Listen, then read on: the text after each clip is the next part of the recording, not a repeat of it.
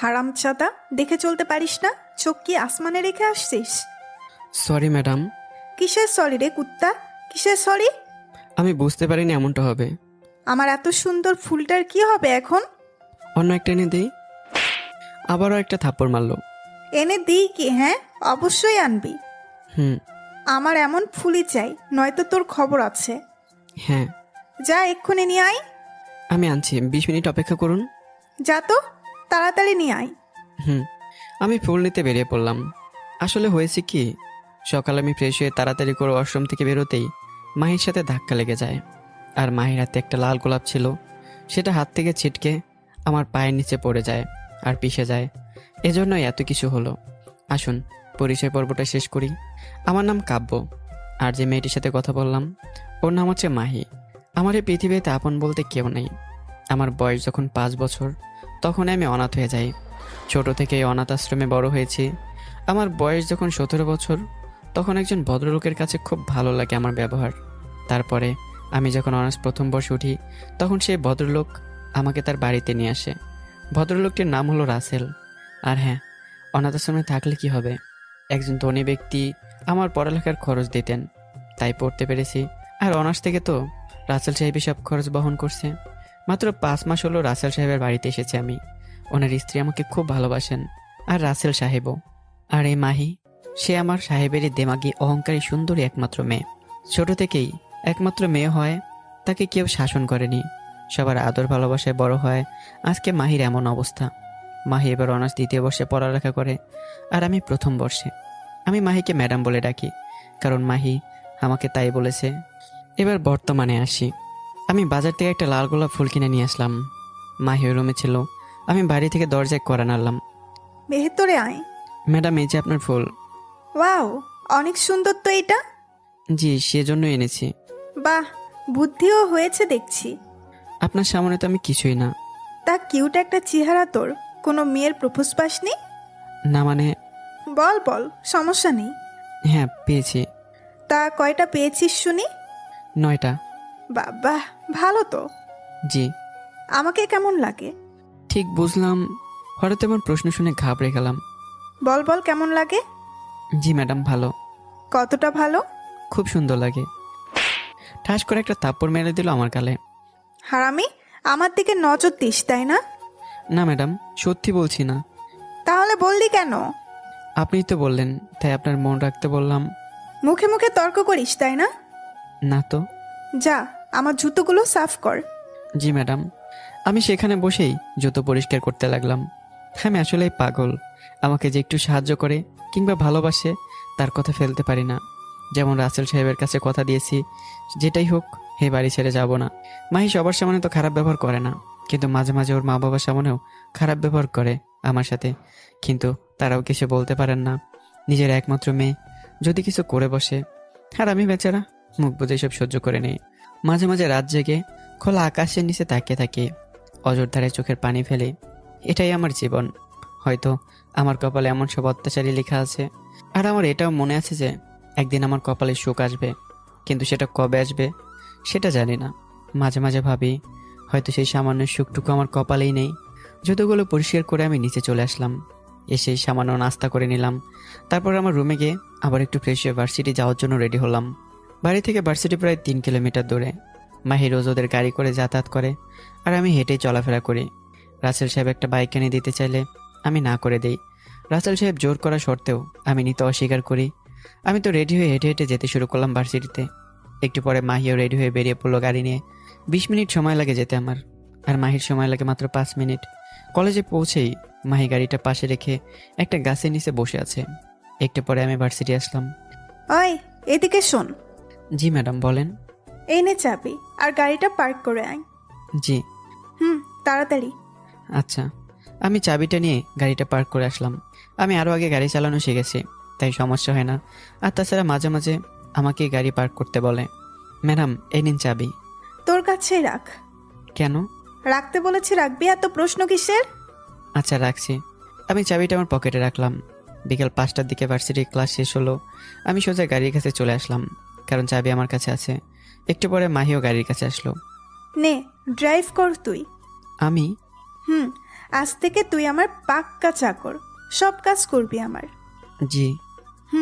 আজ থেকে তুই আমার গাড়ির ড্রাইভার। হুম। এখন তাড়াতাড়ি বাসায় চল। জি, উঠুন। মাহি পিছনের সিটে বসলো আর আমি গাড়ি ড্রাইভ করে বাসায় নিয়ে আসলাম। বাসার ভিতরে প্রবেশ করে একটু পরেই মাহি সিঁড়ি বেয়ে উপরে ওর রুমের দিকে যাচ্ছিল, আর তখন হঠাৎ মাহির পা পিছলে যায়। বাঁচাও বলেই চিৎকার দিয়ে ওঠে। আমি দৌড়ে গিয়েই মাহিকে ধরতে চাই, কিন্তু অনেক দেরি হয়ে যায়। মাহি সিঁড়ি থেকে নিচে পড়ে অজ্ঞান হয়ে যায় আর মাথাটা একটু ফেটে যায়, সেজন্য রক্ত পড়ছিল। এই দৃশ্য দেখে মাহির মা দৌড়ে এসে মাহির মাথাটা কোলে নিয়ে ওকে ডাকতে থাকে আর কাঁদতে লাগলো। তখন আমি গিয়ে মাহিকে কোলে করে নিয়ে গাড়িতে নিয়ে আসলাম, আর সাথে ওর মাও আসলো। মাহির বাবা তখন বাসায় ছিলেন না। গাড়িতে উঠেই তাড়াতাড়ি করে আমি নিজে ড্রাইভ করে একটা হসপিটালে নিয়ে আসি। 20 মিনিটের রাস্তা 10 মিনিটে আসি, তাহলে বুঝতেই পারছেন কত স্পিডে গাড়ি নিয়ে এসেছি। গাড়ি থেকে নেমে আবার মাহিকে তুলে হসপিটালের ভিতরে নিয়ে একটা বেডে শুয়ে দিলাম। তখন 2 জন নার্স আর একজন ডাক্তার এসে ওকে অপারেশন থিয়েটারে নিয়ে যায়। তখন আমি মাহির বাবাকে ফোন করে ডেকে নিলাম। খবর শুনে তিনি সাথে সাথে চলে আসলেন। প্রায় 30 মিনিট পরে ডাক্তার অপারেশন থিয়েটার থেকে বের হলো। একটু কেটে গেছে, কিন্তু সমস্যা নেই, আমরা সেলাই করে দিয়েছি। ধন্যবাদ। আমার মেয়ের কিছু হবে না তো? ডাক্তার, কতদিন লাগবে সুস্থ হতে? 7 দিন তো লাগবেই, কিন্তু কিন্তু কি? যদি 1 ব্যাগ রক্ত দেওয়া যায় তো ভালো হয়, কারণ রোগীর শরীর থেকে একটু রক্ত বলতে প্রায় 1 ব্যাগ রক্ত পড়েছে, তাই যদি রক্ত দেওয়া যায় তো ভালো হবে। এই কথা এখন বলছেন কেমন ডাক্তার আপনি? কিন্তু আমার মেয়ের রক্তের গ্রুপ তো ও নেগেটিভ। জি। এখন রক্ত পাবো কোথায়? আঙ্কেল, আমার রক্তের গ্রুপ ও নেগেটিভ। তুমি দাও বাবা, প্লিজ। আঙ্কেল, এইভাবে বলছেন কেন? আমি দিব তো রক্ত, চিন্তা করবেন না। ওকে চলো, তুমি আমার সাথে। জি, চলুন। চলো। ডাক্তার আমাকে একটা অন্য রুমে নিয়ে গেল। কিছুক্ষণ পর আমি বেরিয়ে আসলাম, আর ডাক্তার সাহেব 1 ব্যাগ রক্ত নিয়ে মায়ের কেবিনে গেলেন। রক্ত দেওয়ার পরে আমাকে রাসেল সাহেব বাসায় নিয়ে গেলেন। আসার সময় কিছু ভালো ভালো ফল রক্ত হওয়ার জন্য উপযোগী সেগুলো কিনে নিয়ে আসলেন আমার জন্য। এবার আমি কিছুটা খুশি, কারণ মাহি তো অসুস্থ আর আমি রক্ত দিয়েছি, তাই একটু আরামে থাকতে পারবো। আর মাহির রোজকার অত্যাচার থেকেও কিছুদিনের জন্য রেহাই পেলাম। 2 দিন পর আমি সুস্থ হলাম ঠিক মতো, তাই আমি আবার ভার্সিটি যাওয়া শুরু করলাম। আর 4 দিন পরে মাহিকে বাসায় নিয়ে আসা হলো। বাসায় নিয়ে আসার পরেই রুম থেকে বেরিয়ে হতে চায় না, মাথা ব্যথা করে ওর। আজ প্রায় 1 মাস পরে মাহি সুস্থ হলো। একদিন সন্ধ্যায় আমাকে ডেকে পাঠালো মাহি। আমি তো বাধ্য ছেলের মতো মাহির রুমে চলে গেলাম। জি ম্যাডাম, ডেকেছেন? কিছু কথা আছে। জি বলুন। আমাকে কে রক্ত দিয়েছিল? একটা গরিব ছেলে। ভালো মতো বল। আমি দিয়েছিলাম। তাই নাকি? জি। আচ্ছা, ধন্যবাদ তোকে। জি ম্যাডাম, ধন্যবাদ দিয়ে ছোট করবেন না। আপনাদের জন্য এখন আমি ঠিকমতো চলতে পারছি, নয়তো তো পারতামই না। বাহ, কথা তো ভালোই শিখছিস। না তো। যাই হোক, আমি কালকেও ভার্সিটি যাব না। ওকে, আমি তাহলে আসি এখন। আসি মানে? আমি কি যেতে বলেছি নাকি? না তো। তাহলে আসি বললি কেন? এমনি, সরি। শোন, কালকে আমার একটা বন্ধুর থেকে কিছু নোটস নিয়ে আসবি। আমি ওকে বলে রেখেছি, তুই গেলেই দিবে। আচ্ছা। এখন যা, আর যখন মা বাবা ঘুমিয়ে যাবে তখন একবার আসবি। আর একটা কাজ আছে। কি কাজ? যা বলেছি কর, প্রশ্ন করবি না। জি আচ্ছা, এখন তাহলে কি যাব? যা যা, পড়তে বস গিয়ে। জি। আমি মাহির রুম থেকে চলে আসলাম আমার রুমে, এসে পড়তে বসলাম। কিন্তু একটু পরেই আমার আর মন বসছে না পড়ায়, শুধু মনে পড়ছে মাহির কথাটা। সবাই ঘুমিয়ে যাওয়ার পর আমাকে যেতে বললো কেন? এসে ভাবতে ভাবতে আমার পড়াটাই আর হলো না। গিয়ে শুয়ে পড়লাম বিছানায়। রাত প্রায় 10:30 বাজে। তখন সবাই একসাথে ডিনার করে যে যে রুমে চলে গেল। রাত যখন 11:30, তখন বাড়ির সবাই ঘুমের ঘোরে। তখন আমি মাহির রুমের দিকে গেলাম। হৃৎপিণ্ড ধুকপুক করছিল। দরজায় আস্তে করে ধাক্কা দিতেই দরজা খুলে গেল। সরি ম্যাডাম, বুঝতে পারিনি। আরে না, তোর জন্যই খোলা রেখেছি। ও, আমি হাবলার মতো হয়ে আছি। এখন দরজাটা লক কর ভালো করে। কেন? কেউ যেন বুঝতে না পারে ভেতরে কি চলছে, তাই। কি হবে এখন? আরে দরজা লাগাতো। আচ্ছা, লাগিয়ে দিছি। এখন বিছানায় বস। কেন? এত প্রশ্ন না করে যা বলেছি কর। আচ্ছা। বিছানায় মাহির পায়ের কাছে বসলাম। একদম ঠিক জায়গায় বসেছিস। এখন কি করব বলুন? যে জন্য ডেকেছিস সেটা করবি। কি জন্য ডেকেছেন আমায়? ওই, তোকে তো বলা হয়নি। হ্যাঁ বলেন এখন। তোকে তো পা টেপার জন্য ডেকেছি। ও, কি? হুম, অবাক হওয়ার কিছুই নেই। তুই তো আমার চাকর, আর আমি তো তোর সিনিয়র, তাই পা টেপ, পাপ হবে না। ও হুম, মনটা একেবারে খারাপ হয়ে গেল। হা করে কি দেখছিস? পা টেপ। হুম, আমি মাহির পা টিপতে লাগলাম, আর মাহি আর আমি চোখ বন্ধ করে ঘুমানোর চেষ্টা করছে। আমি পারলে তরিতে আমার পা টিপাতাম, শয়তান মাইয়া। পা টিপতে টিপতে আমারও ঘুম লেগে যায়। তারপরে পা টিপে চলেছে, হঠাৎ করে পা টেপা বন্ধ হয়ে যায়। আর মাহি তখন আমাকে জোরে একটা লাথি মারে। ঘুমের করে নিজের ভারসাম্য ঠিক রাখতে না পারায় খাটের এক কোনায় পড়ে গিয়ে তার সাথে আমার মাথায় ধাক্কা লাগে, আর কপালটা কেটে যায়। আমি সেটা বুঝতে পারিনি, আমি শুধু বুঝেছি যে একটু ব্যথা করছে। আমি আবারও ঠিক মতো বসেই মাহির পা টিপতে লাগলাম। হঠাৎ করেই কয়েক ফোঁটা রক্ত আমার কপাল থেকে মাহির পায়ে পড়ে। ভালো করে দেখ, থুতু দিলি নাকি? কই, কিছু না তো। দেখি দেখি। না ম্যাডাম। মাহি উঠে বসে আর আলো দিয়ে দেখে যে লাল রঙের পানি। তারপর আমার দিকে আলো দিয়ে দেখে আমার কপাল কেটে গেছে। ছি, তোর রক্ত পড়ে আমার পাটা নোংরা করে দিলি। কই রক্ত? কপালে হাত দিয়ে দেখ। ছি, রক্ত পড়ে পাটা কি করলি? যা ভাগ রুম থেকে। কেমন খারাপ মেয়ে, কপাল কেটে রক্ত পড়ছে আর ওর পা নোংরা হয়ে গেল, সেটা নিয়ে রাগ করতেছে। হায় রে মানুষ। যা এখনই রুম থেকে, নয়তো তোর 12টা বাঁচাবো। জি যাচ্ছি। ভাগ।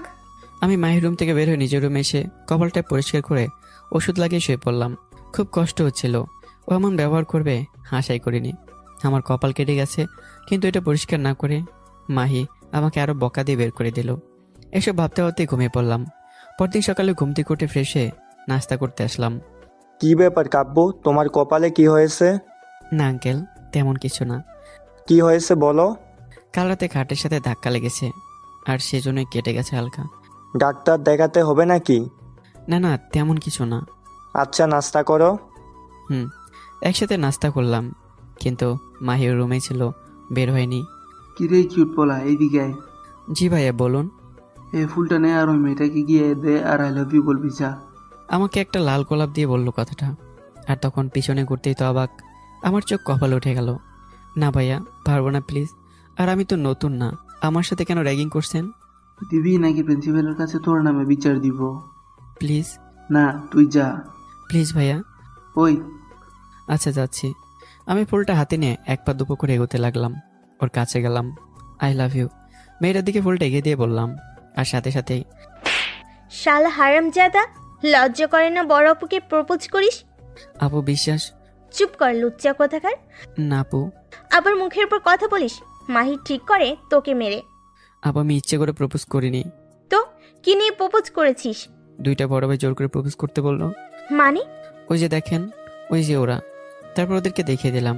আচ্ছা তুই দাঁড়া, আমি আসছি। মারিয়া দুইটা ছেলের কাছে চলে গেল, গিয়ে অনেক কিছুই বললো, দূর থেকে বোঝাই যাচ্ছে। তারপরে ছেলে দুইটা মাথা নিচু করে চলে গেল। মারিয়া আবার আমার কাছে চলে আসলো। আমি মাথা নিচু করে দাঁড়িয়ে আছি। ছোট বাবু, সরি রে, আমি জানতাম না তো। হুম। এই মাথা উঁচু করো। জি আপু। খুব লেগেছে নাকি? এসব কিছু না, কেন? প্রায় প্রতিদিনই খেতে হয় তাই। কেন, কি দোষ করো? এই যে আপনি যেমন না বুঝিয়ে মারলেন, ম্যাডামও ঠিক না বুঝিয়ে মারে। তোমার কিউট চেহারাটার মতো তুমিও ভালো। আমি একটু খুশি হলাম। বাপ্পা, লজ্জা পেয়েছো নাকি? জানি না। আচ্ছা বুঝেছি আমি। হুম। এখন ক্লাসে যাও, ছুটি হলে আমার সাথে এইখানে দেখা করবা। হ্যাঁ। ক্লাসে যাও। হ্যাঁ, টাটা। টাটা। আমি ক্লাসে চলে গেলাম, আর একটু পর মারিয়াও ক্লাসে চলে গেল। আপনারা নিশ্চয়ই ভাবছেন মারিয়াকে। মারিয়া হলো মাহির ফ্রেন্ড, আর মাহি এর কাছ থেকে নোট নিতে বলেছে। আর প্রপোজ করার কথা শুনে আমি ঘাবড়ে যাই, কারণ যদি নোটগুলো না দেয় তাহলে তো বাসায় মাহি আমার 14টা বাজাবে। আশা করি এখন বুঝতে পারছেন। 5:30 ক্লাস শেষ হলো। আমি ক্লাস থেকে বের হয়ে সেই জায়গায় চলে গেলাম। একটু পর মারিয়া চলে আসলো সেখানে। মাহি নোট নিয়ে যেতে বলেছে, তাই না? জি আপু। চলো। কোথায়? মাহির বাসায়। ও চলো তো। জি চলেন। মারিয়ার আমি বেরিয়ে পড়লাম। এই ফকিন্নি তুক্কু, মারিয়ারও নিজস্ব গাড়ি আছে। হায় রে ফকিন্নি রে, আমার তো নিজস্ব মোবাইলই নাই। একটু পর দুজনে চলে আসলাম বাসায়। বাসায় এসে আমি আমার রুমে চলে গেলাম, আর মারিয়া গেল মাহির রুমে। কিরে, কেমন আছিস? ভালোই। তুই? ভালো। এই নে তোর নোট। দে দে। আজকে কি হয়েছে জানিস? কি হয়েছে রে, বল না। প্রপোজ করেছে। ও মা, তাই? কে রে ছেলেটা? ছেলেটা আমাদের জুনিয়র, কিন্তু খুব ভদ্র আর কিউট। কে সে? কাব্য। কি বললি? কাব্য।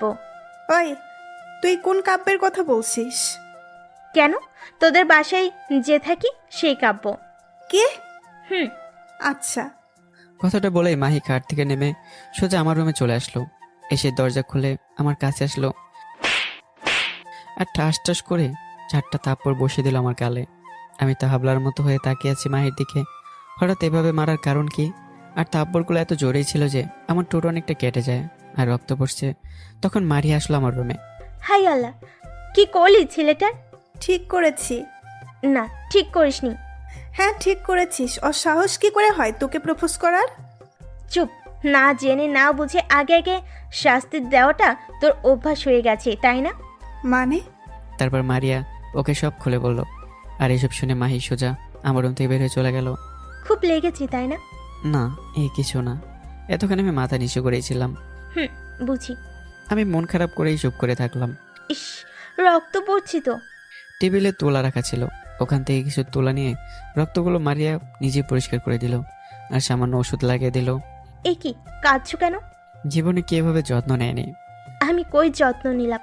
এইটুকু তো করতেই হবে মানুষ হিসাবে। আমার কপালে এই সুখটুকু জোটেনি। ও আচ্ছা, মন খারাপ করো না। হুম। একটা কাজ করলে কেমন হয়? কেমন কাজ? আজ থেকে আমরা বন্ধু। কিন্তু তা কেমনে সম্ভব? কেন? কেন সম্ভব নয়? আপনি তো আমার সিনিয়র।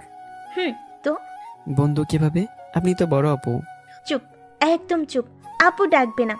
কিন্তু আবার কথা বলে। ওকে, তারপরে একটা বড় সমস্যা আছে। আবার কি? আপনি বড় লোক আর আমি গরিব। ফকির বললেও চলে। চুপ। তুমি তো মানুষ। জি। তাহলে আর কোনো কথা হবে না। হ্যাঁ, আপনাকে কি বলে ডাকবো তাহলে? কেন নাম ধরে ডাকবে? কি? এটা হবে না। একদম খুন করব যদি না বলিস তো। আমি কখন না বললাম? মারিয়া বলেই তো ডাকবো। এই তো, গুড বয়। আমি আসি তাহলে। এটা বলে মারিয়া রুম থেকে বের হয়ে গেল। গুড বয় বললো, তাই না? আমি তো বয়ের ঠেলা নাম ধরে ডাকতে চাইলাম। পরের দিন সকালে মাহি আর আমি একসাথেই ভার্সিটির জন্য বেরিয়ে পড়লাম। একসাথে, কারণ গাড়ি ড্রাইভ করছিলাম আমি আর মাহি পেছনে বসেছিল। ওই দিন ক্লাস করে যথানামে বিকেলে বাসায় চলে আসলাম। এইভাবে প্রায় 10 দিন কেটে যায়। একদিন সকালে মারিয়া ওদের বাসায় আসলো। ওই দিন ভার্সিটি ছুটি ছিল। আরে দোস্ত, তুই হুম। হঠাৎ আসলি যে? কেন রে, আসা হবে না বুঝি? আরে না, তুই যখন ইচ্ছা আসবি। তা চা কফি কিছু খাওয়াবি কি না? দাঁড়া।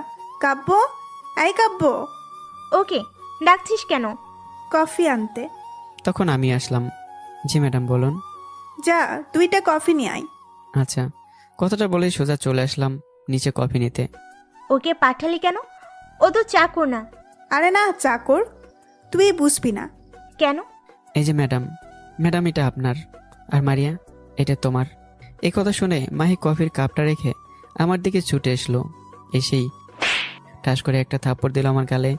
আবারও থাপ্পড় দিতে যখনই হাতটা তুললো, তখনই মারিয়া মাহির হাতটা ধরে মাহির গালে ঠাস করে একটা থাপ্পড় মেরে দিল। মাহি গালে হাত দিয়ে পুরো অবাক হয়ে মারিয়ার দিকে তাকিয়ে আছে। আমিও খুব অবাক হয়ে গেলাম, কারণ মারিয়া হঠাৎ করে মাহিকে থাপ্পড় মারবে এটা আমি কিংবা মাহি কেউ ভাবতে পারিনি। মাহি গালে হাত দিয়েছে। আমি জানি কেন তুই কাব্যের গায়ে হাত তুলি। শোন, আমি ওকে তুমি করে বলতে বলেছি, আর সেজন্য তোর ওকে মারাটা ঠিক হয়নি, আর তাই সেটার একটু শাস্তি তোকে দিলাম। ওই জানোয়ারটার জন্য তুই আমাকে মারলি? চুপ কর। জানোয়ার ও না, জানোয়ার তুই। কি বললি তুই? হ্যাঁ, ঠিকই বলেছি, কারণ ছেলেটা মোটেই খারাপ না, সবসময় তোর কথা শুনে। কিন্তু তুই ওকে অল টাইম মারিস, তারপরও কোনো প্রতিবাদ করে না। অনেক দিন ধরে এমনটাই দেখছি আমি, কিন্তু কিছু বলিনি। আজকে না বলে থাকতে পারলাম না। ওর জন্য আমাকে অপমান করছিস তুই? না, অপমান না রে, শুধুমাত্র তোর চোখ খুলতে চাইছি। ভালো তো। আর ইচ্ছা করছে না থাকতে। চলি রে। না, পরে যাস। না, পারবো না, চলে যাবো এক্ষুনি। বাই। বলে মারিয়া ও রুম থেকে বের হয়ে চলে আসলো। মায়ের পেছনে কয়েকবার ডাক দিলেও মারিয়া না শোনার ভান করে গাড়িতে বসে সেখান থেকে চলে যায়। মারিয়া কোনোদিনও মায়ের সাথে এমন ব্যবহার করেনি। মারিয়া হলো ওর সবচাইতে কাছের এবং সবচেয়ে ভালো বন্ধু। মায়ের খুব মন খারাপ হলো, আর আমার উপর প্রচণ্ড রেগে গেল, কারণ আমার জন্য আজকে মারিয়া এমন আচরণ করলো। সাথে বাসায় প্রবেশ করে মাহি সোজা আমার কাছে এলো। কি বলেছিস তুই ওকে? বল। যে আমি তো কাউকে কিছু বলিনি। তাহলে মারিয়া আমার সাথে এমন ব্যবহার করলো কেন? বিশ্বাস করুন আমি কিছু বলিনি ওকে। আর ও এমন করলো কেন তাও আমি জানি না। তোর শাস্তি তুই ঠিকই পেয়ে যাবি। বিশ্বাস করুন আমি কিছু বলিনি। চুপ, একটা কথাও বলবি না তুই। মাহিয়ার কোনো কথা না বলে আমার রুম থেকে চলে আসলো ওর রুমে। আমি মন খারাপ আর ভয় নিয়ে ওর রুমে চলে গেলাম। না জানি কেমন শাস্তি দেবে আমাকে। ওই দিন রাতে খাওয়া দাওয়া করে সবাই যার যার রুমে চলে গেল। প্রায় রাত 12টা তখন বাজে। মাহি এসে আমাকে ডেকে নিয়ে গেল তার রুমে। পা টেপ। আজকে না টিপলে হয় না। চুপ কর, টেপ বলছি। খুব ঘুম পেয়েছে আর অনেক রাতও হলো, কালকে টিপে দেবনি। আর একটা কথাও বলবি না। আমাদের খেয়ে পড়ে আমার সামান্য কাজটুকু করতে পারবি না? হ্যাঁ পারবো। তাহলে কাজটা কর বলছি। তারপর মাহি শুয়ে পড়লো আর আমি মাহির পায়ের কাছে বসে ধীরে ধীরে মাহির পা টিপতে লাগলাম। রাত যখন 1টা বাজে। হয়েছে আমার চোখে পড়ে ঘুমই চলে এসেছে। হয়েছে, আর টিপে দিতে হবে না, আবার কালকে দিবি। এখন তাহলে আমি আসি ম্যাডাম। না, জুতোগুলো পরিষ্কার করে দিয়ে যা। এখন? তো কি পরের কথা বলছি আমি, এখনই পরিষ্কার কর। আচ্ছা। কত যে কষ্ট, রাত জেগে সব কাজ করতে হচ্ছে। আসলে মাহি একটা কাটি শয়তান। ইচ্ছে করতেছে 2-4টা থাপ্পড় দেই, কিন্তু মেয়েদের সম্মান করি তাই মারলাম না। জুতাগুলো পরিষ্কার করার পর মাহি চলে যেতে বলেনি, কারণ মাহি ঘুমে বিভোর। জুতাগুলো পরিষ্কার করে আমি আমার রুমে গিয়ে শুয়ে পড়লাম। পরদিন সকালে ঘুম থেকে উঠে হালকা নাস্তা করে বেরিয়ে পড়লাম ভার্সিটির উদ্দেশ্যে। আমি গাড়ি ড্রাইভ করছিলাম আর মাহি পিছনের সিটে বসেছিল। ভার্সিটি পৌঁছেই মাহি গাড়ি থেকে নেমে ক্লাসরুমে চলে গেল আর আমি গাড়িটা পার্ক করে একটা জায়গায় বসে পড়লাম। তখন মারিয়া হঠাৎ কোত্থেকে আসলো। মিস্টার কিউট, কি খবর? আমি কিউট না তো?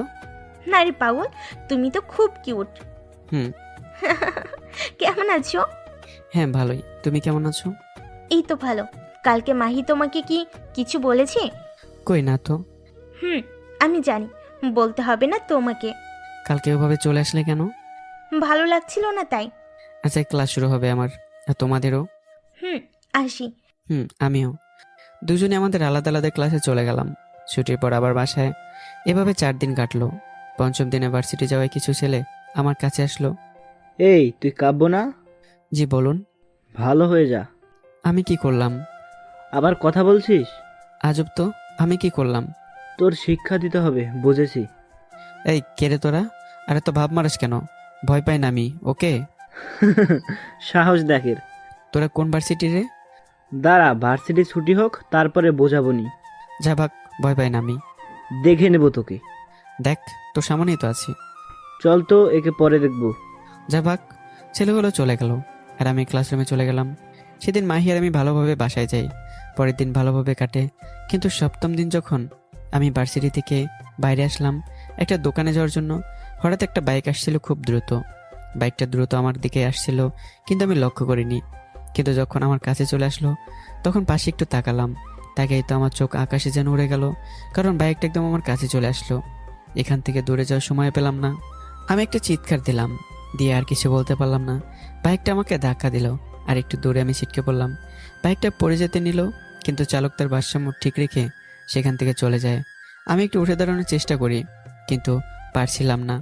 আর তখনই সেখানে 3জন ছেলে আসলো যারা আমাকে হুমকি দিয়েছিল, হাতে হকি স্টিক। সেদিন তো খুব বকবক করলি, আজ বল কিছু। আমি কোনো কথা বলতে পারছি না। কয়েকটা জায়গায় কেটে গেছে, কপাল থেকে টপ টপ করে রক্ত পড়ছে। কিরে, কি দেখছিস, বল কথা। সবাই হাসতে লাগলো আর 3জন তাদের হকি স্টিক দিয়ে মারতে লাগলো আমাকে। ব্যথার যন্ত্রণায় কুঁকিয়ে উঠলাম। তারপরও ওদের মনে কোনো দয়া হলো না, মারতেই থাকলো।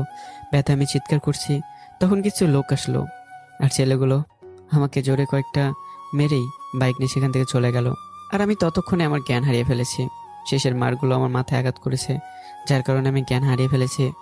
লোকগুলো এগিয়ে আসে, তাদের মধ্যে একজন ভার্সিটি ছাত্র। ও দ্রুত ভার্সিটি গিয়ে আমার বন্ধুগুলোকে বলল। আর তখন মারিয়াও সে কথাটা শুনতে পায় আর দ্রুত চলে আসে আমার কাছে। সেখানে সে দেরি না করে মারিয়ার গাড়িতে করে আমাকে নিয়ে হসপিটালে চলে আসে। আমার 2টা বন্ধু আমাদের সাথে আসে। গাড়ি থেকে নেমে আরও 2জন আমাকে ধরে একটা বেডে শুয়ে দিল। মারিয়া ফর্মটা পূরণ করলো। তারপর ডাক্তার এসে আমাকে অপারেশন রুমে নিয়ে গেল। 30 মিনিট পরে ডাক্তার বের হলো। কি হলো? এই ছেলেটা এমন অবস্থা কেমনে করে হলো? কিছু ছেলে নাকি মেরেছে আর বাইকে ধাক্কা দিয়েছে। ও 4 জায়গায় সেলাই দিতে হয়েছে। কি কি হয়েছে? কপালে কোণে, পায়ে, হাতে আর মাথার পেছনে ফেটেছে। ও ঠিক আছে তো? এখন ঠিক আছে। রক্ত দিতে হবে? কিন্তু না দিলে চলে। বুঝলাম না ঠিক। ছেলেটার শরীরে একদম ঠিক পরিমাণ রক্ত আছে, 5% রক্ত পড়েছে, তাই তেমন ভয় নেই। ও আচ্ছা। ওর বাড়ির লোককে ডাকো। কিন্তু ওকে বাড়ি নিয়ে যাওয়া যাবে কি? 2 দিন পরে।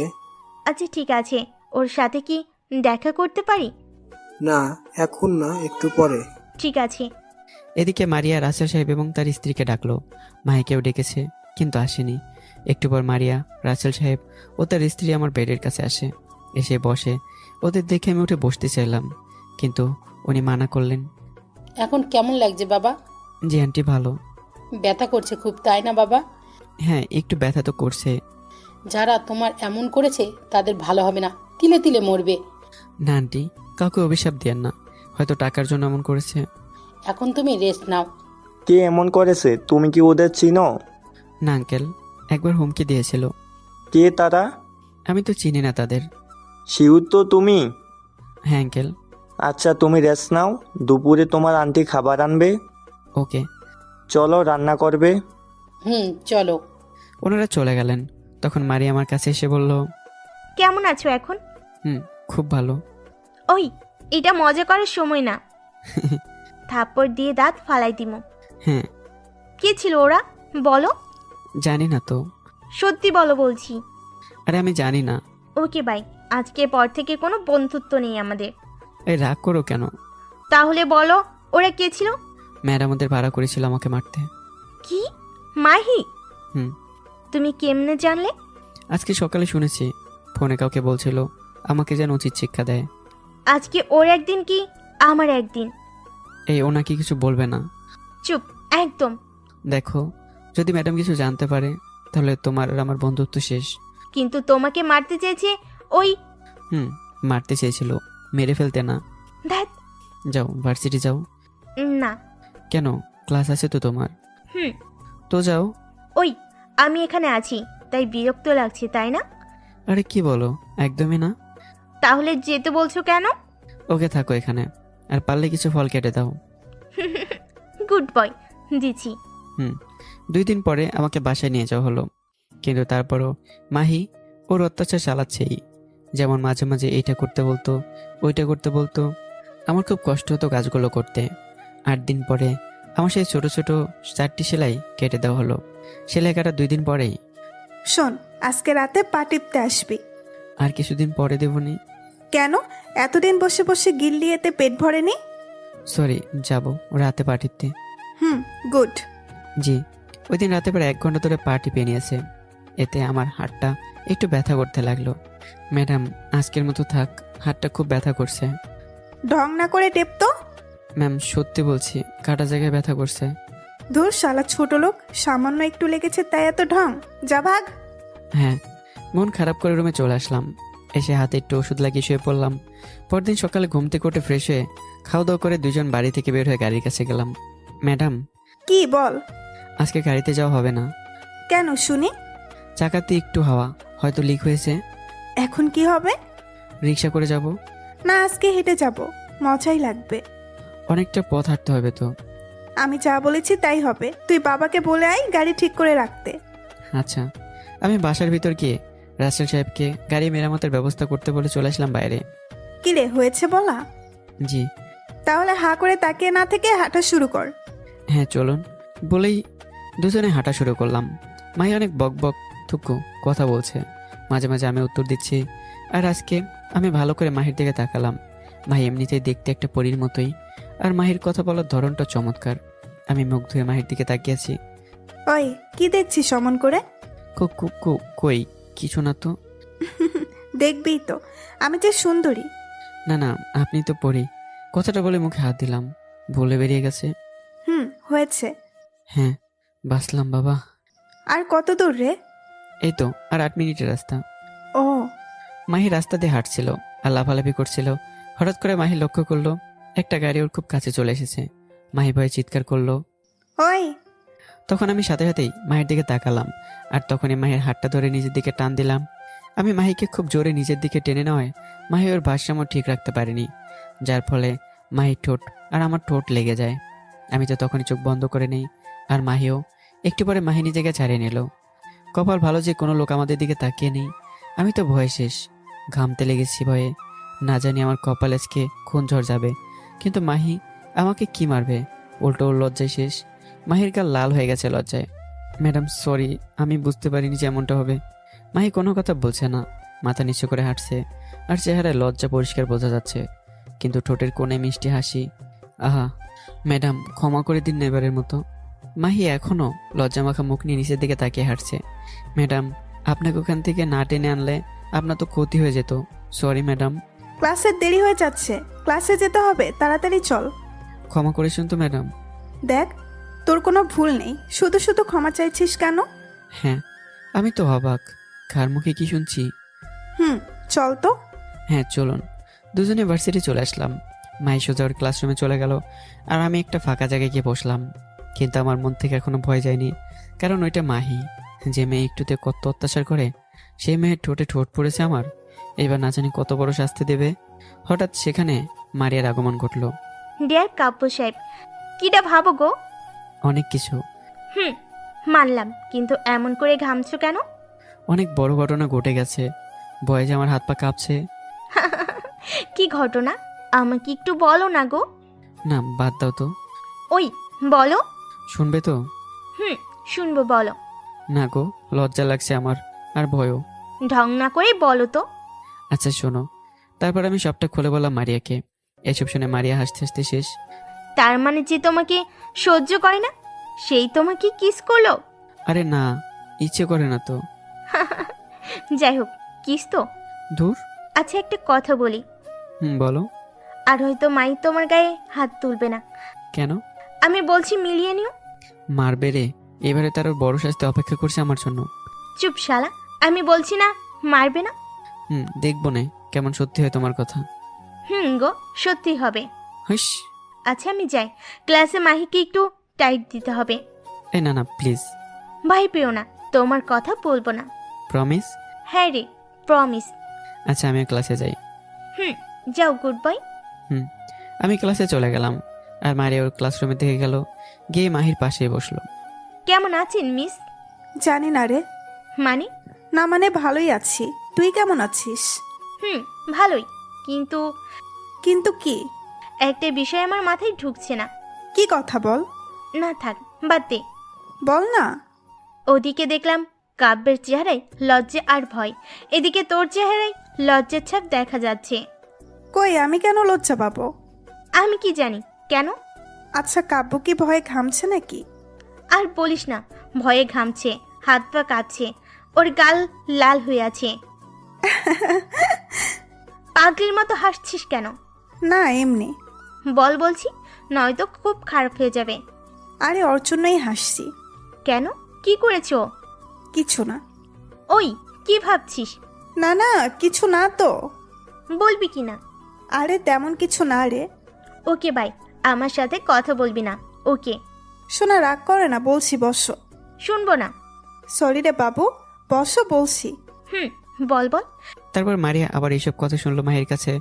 এসব কথা বলতে গিয়ে মাহির গাল আবারও লাল হয়ে গেছে। ও মা, এই মাই এত শরম পাইছে কই থেকে? হ্যাঁ কিরে, এত লজ্জা কবে থেকে জন্ম নিল তোর? কই লজ্জা পেলাম? তাহলে গাল এত লাল হলো কেন? জানি না। একটা কথা বলি। বল, কত কথা বলবি? কাব্য মনে হয় তোকে ভালোবাসে। হাই রে মায়া রে, কাব্যরে মারছে রে। কি? আর একটা সত্য কথা বলি। বল। তুই ওর প্রেমে পড়ে গেছিস। আরে না, কি বলিস? তাই যদি হয় তাহলে তোর গাল লাল কেন? এতক্ষণে তো ওকে মারার কথা তোর। জানি না। আমাদের মাহি একটা জুনিয়র ছেলে প্রেমে পড়েছে। ধ্যাত, স্যার এসেছে, ওঠ। সবাই উঠে দাঁড়ালো, স্যার এসেছে তাই। তারপর সবাই পড়ায় মনোযোগ দিল। ওই দিন ক্লাস সব শেষ করে বাইরে এসে দাঁড়িয়ে আছি। একটু পরে মাহি আসলো, কিন্তু আমাকে দেখে মাথা নিচু করে ফেললো। যাকে দেখে আমি মাথা নিচু করি, সে আজকে মাথা নিচু করছে। কেউ আমারে বোঝাও। চল বাসায় যাব। জি চলুন। দুজনে হাঁটতে লাগলাম। হঠাৎ করে মাহি নজর পড়ল ফুচকার দোকানে। খাবো, কিন্তু টাকা নেই তো কাছে। কিছু বললেন? না না, চল বাসায়। জি বলুন। পরে আর কেউ কোনো কথা বলেনি, সোজা বাসায় চলে গেলাম। সন্ধ্যায় আমি একটু বাজারের দিকে আসলাম, এসে কিছু একটা খাবার কিনে নিয়ে বাসায় গেলাম। গিয়ে মাহির দরজায় হালকা নক দিলাম। কে? ম্যাম আমি। ও, আয় ভেতরে। কি করেন? এই তো বসে আছি, তোর পেছনে কি আছে দেখা। রাগ করবেন না তো? আরে না, দেখা। এই যে আপনার জন্য নিয়ে আসলাম। পেছন থেকে একটা প্যাকেট বের করলাম আর তাকে দিলাম। ওয়াও, ফুসকা। জি। দে না, আর দেরি সহ্য হচ্ছে না। নিন খান, আমি যাই। হুম। আমি ওকে ফুচকা দিয়ে চলে আসলাম আমার রুমে। এভাবে 7 দিন কেটে গেল। এই কয়েকদিনে মাহি আমার সাথে অনেক ভালো ব্যবহার করেছে, অনেকটা ফ্রেন্ডলি হতে চাইছে, কিন্তু আমি গরিব বলে সেটা হতে দিচ্ছে না, কারণ আমার আর মাহির বন্ধুত্ব মানায় না। দিনটা শুক্রবার, আমি আজকে সন্ধ্যায় আবার মাহির জন্য ফুচকা নিয়ে আসলাম। ম্যাম আপনার জন্য। দে দে, পানি চলে এসেছে মুখে। এই নিন। হুম। আপনি খান, আমি যাই। কই যাবি? আমার রুমে যাব। এদিকে আয়। কেন? আসতে বলেছি, আসবি। বলুন। হা কর, কোনো কথা বলবি না। তারপর আমি ভয়ে ভয়ে হা করতেই একটা ফুচকা আমার মুখে দিল। আমি তো অবাক, এটা আমার সাথে হবে আমি কোনোদিন কল্পনাও করতে পারিনি। কি হলো, খা। একটু পর হঠাৎ মাহি বলে উঠল, বিয়ে হয়ে গেল কেমন হয়? কার? কেন বুঝিস না? না তো। তোর আর আমার। আমি আর কোনো কথা না বলে আমার রুমে চলে আসলাম, কারণ এবার আমি ভালোভাবে বুঝতে পেরেছি মাহি আমাকে ভালোবাসতে শুরু করেছে, কিন্তু আমার সাথে তো সেটা মানায় না। আমি গরিব আর মাহি বড়লোক বাবার একমাত্র মেয়ে, তাই আমাদের কোনো সম্পর্কই মানায় না। পরদিন সকালে আমি রেডি হয়েছি ভার্সিটি যাওয়ার জন্য। এমন সময় মাহি আমার হাত টেনে নিয়ে গাড়িতে বসিয়ে দিয়ে মাহি ড্রাইভ করছে। আমরা কোথায় যাচ্ছি?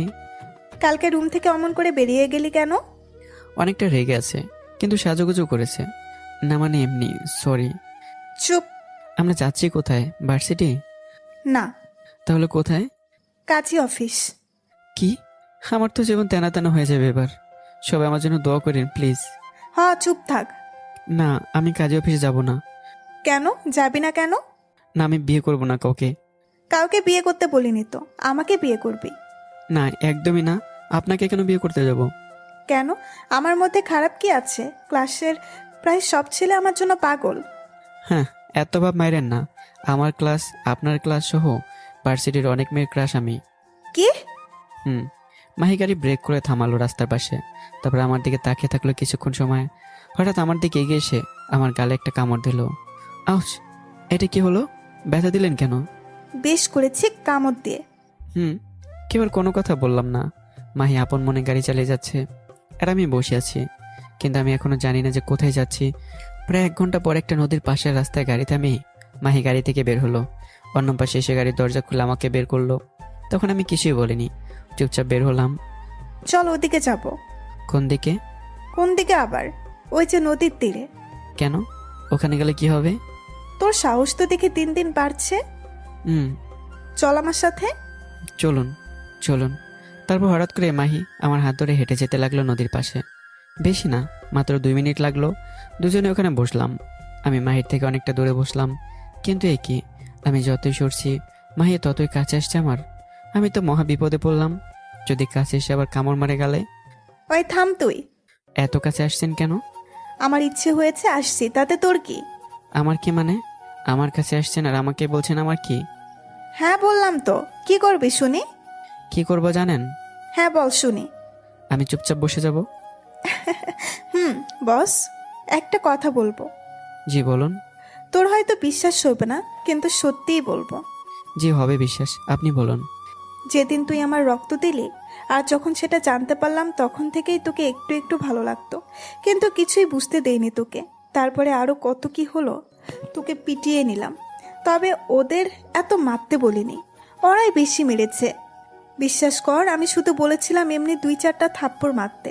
তুই সেদিন আমার আর ওদের কথা ফোনে শুনলি, সেটাও দেখেছি আমি, কিন্তু তারপরেও বাবাকে বা অন্য কাউকে কিচ্ছু বলিনি।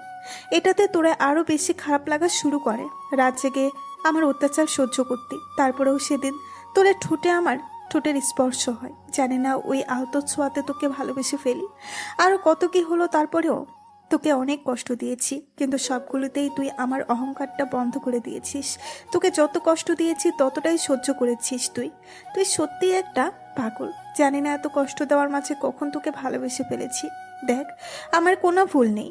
মারিয়ার থেকে তোর প্রশংসা আর নিজের চোখে দেখা তোর এত সরলতাকে ভালোবেসে ফেলেছি। আমার দোষ নেই, সব দোষ আমার এই বেহাইয়া মনটার। জানিস তো, মানুষের মনটাই এমন, কখন কাকে ভালো লাগে আর কখন কাকে ভালোবেসে ফেলে বোঝা মুশকিল। তাছাড়াও তোকে কি করে ছাড়ি আমি বলতো? তোর রক্ত যে আমার শরীরেও আছে। এইসব কথা মাহি একেবারে বলে চুপ হয়ে গেল। ভুল কিছু কিন্তু বলেনি, কারণ মানুষের মনটা আসলে বেহায়া, কখনকার মায়া পড়ে যায় সত্যি বোঝা মুশকিল। মায়ের এইসব কথা শুনে আমি চোখ বড় বড় করে মায়ের দিকে তাকিয়ে আছি, কারণ আজকে কার মুখে কি শুনছি আমি? আমাকে নাকি পরীক্ষা করতে এত অত্যাচার করছে। হায়রে মেয়েরে, পরীক্ষা করার আরো কত উপায় ছিল, কিন্তু এই মেয়ে অত্যাচারটা বেছে নিয়েছে। মাথায় যেন ছিট আছে পাগলি মেয়ের। অনেকক্ষণ চুপ থাকার পরে আমি মুখ খুললাম। আমার কিছুটা রাগও উঠে গেছে। আপনি কি পাগলি নাকি? মাহি মাথা নিচু করে বসে আছে। কি হলো? হ্যাঁ পাগলি, কখনো তো ভালোবাসিনি কাউকে, তাই ভালোবাসার মানুষ কি করে পরীক্ষা করতে হয় জানি না। আমার দোষ কি? মাহির কথা শুনে আমি চুপ হয়ে গেলাম। আর শোন, তুই রাজি হ কিংবা না হ, আমার বাচ্চার বাবা হবি তুই। কি? মাইয়া বলে কি এসব? না মানে, তোকে জোর করেই বিয়ে করব, তাই বোঝাতে চাইলাম আর কি। ও তাই বলেন, কিন্তু আমি আপনাকে বিয়ে করতে পারবো না। তোর কোনো বাহানা চলবে না আমার কাছে। আমি তো বেচারা চুপ হয়ে আছি। চলুন। আর কোনো কথা না বলেই উঠে চলে আসলাম। এসে গাড়িতে বসে মাহি নিজে আবার ড্রাইভ করতে লাগলো।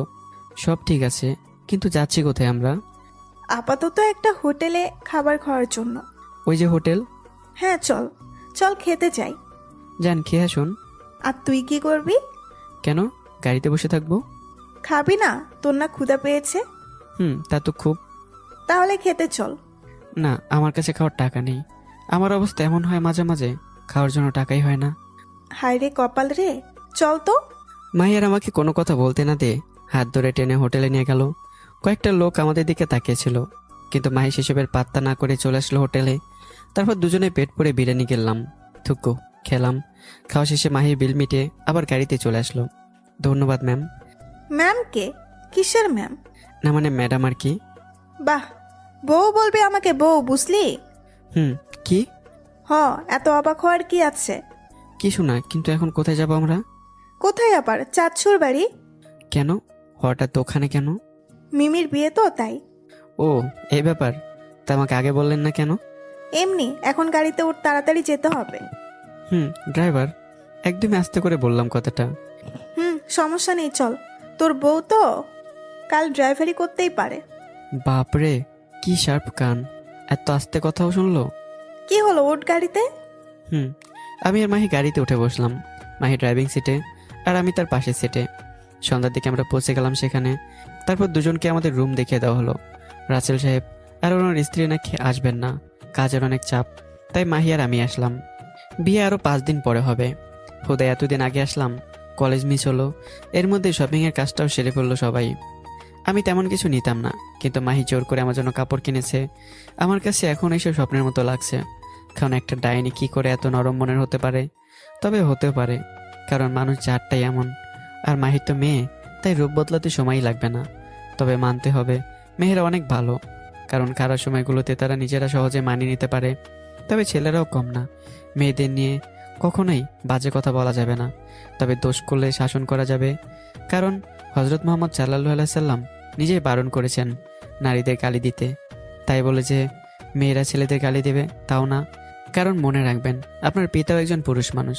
গায়ে হলুদের দিন আমি একটা মেয়ের সাথে কথা বলি, আর এটা মাহির নজরে পড়ে, কিন্তু আমাকে কিছুই বলেনি, কারণ এটা বিয়ে বাড়ি, রাতের বেলা। তোর সমস্যা কি? ওই পেতনির সাথে এত কিসের কথা? আপনার সমস্যা নেই তো? মেয়েটা তো সুন্দরী। হারামি, কোনো মেয়ের সাথে কথা বলবি না তুই। কেন? আমি বারণ করছি তাই বলবি না, কারণ তুই আমার হবু বর। কইছে তোরে বিয়ে করবো না, মনে মনে বললাম। চাচি ডাকছে, গেলাম আমি, আর আমার কথা মাথায় রাখবি। আজকে বিয়ে হবে, সবাই খুব সেজেছে, মাহিও সেজেছে, তবে বেশি না, কিন্তু মাহির হালকা সাজাতে ওকে অপূর্ব সুন্দরী লাগছে। অনেক কয়েকটা ছেলে ওর দিকে ড্যাব ড্যাব করে তাকিয়ে আছে। আমি মাঝে মাঝে আর চোখে তাকাচ্ছি। সন্ধ্যার সময় আমি দাঁড়িয়ে আছি একটা দেয়াল ধরে, ওখান থেকে সবকিছুই দেখা যাচ্ছে, আর কোনো মানুষজনও নেই, তাই ওখানে এসেছি। তখন সেখানে সুমু আসলো। মাহি যে মেয়েটার সাথে কথা বলতে বারণ করেছিল, ওই মেয়েটার নামই সুমু। High handsome. কাকে বলছেন? আমি একটা নীল পাঞ্জাবি পরে আছি, আর অন্য কাপড়গুলো দামি। মাহি পছন্দ বলে কথা। কেন, তোমাকে বলছি, অনেক হ্যান্ডসাম লাগছে তোমাকে। ধন্যবাদ। আমাকে কেমন লাগছে বললেন না যে? আপনাকেও সুন্দর লাগছে খুব, ময়দা সুন্দরী। তাই বুঝি আমাকে সুন্দরই লাগছে? হ্যাঁ সত্যি বলছি। ওইদিকে কি, ওটা দেখো। অন্যদিকে তাকাতেই কই কি, সুমুর কথায় আমি অন্যদিকে ঘুরে তাকাতে দেখি মাহি আমাদের দিকে আসছে। আর ঠিক তখন সুমু হঠাৎ করে আমার গালে একটা চুমু দিয়ে দেয়। সঙ্গে সঙ্গে আমি বরফ হয়ে যাই। এ মেয়ে কী করলো?